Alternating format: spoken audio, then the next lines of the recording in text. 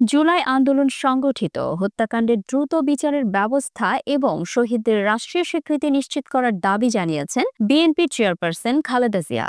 এই শহীদদের প্রতিটি পরিবারের সম্মানজনক পুনর্বাসন ও নিরাপদ ভবিষ্যৎ নিশ্চিত করতে হবে বলেও উল্লেখ করেছেন তিনি।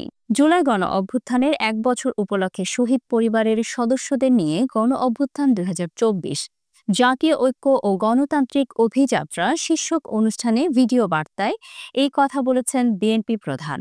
মঙ্গলবার রাজধানীর বাংলাদেশ ও চীন মৈত্রী সম্মেলন কেন্দ্রে এই অনুষ্ঠান হয়। খালেদা জিয়া বলেন, দীর্ঘ ১৬ বছর নির্মম অত্যাচার, গ্রেফতার, হত্যা, গুম ও খুনের মাধ্যমে গণতন্ত্রকে ধ্বংস করে একদলীয় শাসন ব্যবস্থা চিরস্থায়ী করতে চেয়েছিল আওয়ামী শাসক গোষ্ঠী। ছাত্র জনতার অভ্যুত্থানের মধ্য দিয়ে ফ্যাসিবাদের পতন ঘটেছে, সুযোগ সৃষ্টি হয়েছে বাংলাদেশকে নতুন করে গড়ার। এই আন্দোলনে যারা শহীদ হয়েছেন তাদের প্রতি শ্রদ্ধা ও আহত ব্যক্তিদের প্রতি সমবেদনা জানিয়ে বিএনপির চেয়ারপারসন বলেন, তাদের এই আত্মত্যাগ জাতি চিরকাল মনে রাখবে।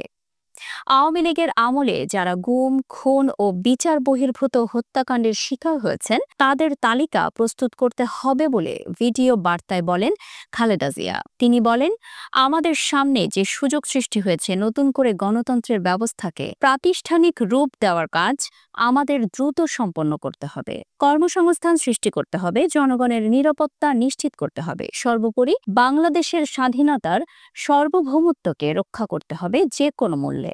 সবশেষে যে কোনো মূল্যে ঐক্য বজায় রাখার কথা বললেন বিএনপির চেয়ারপারসন। তিনি বলেন, বীরের এই রক্তস্রোত, মায়ের অশ্রুধারা কোনোভাবেই যেন বৃথা না যায় তা নিশ্চিত করতে হবে।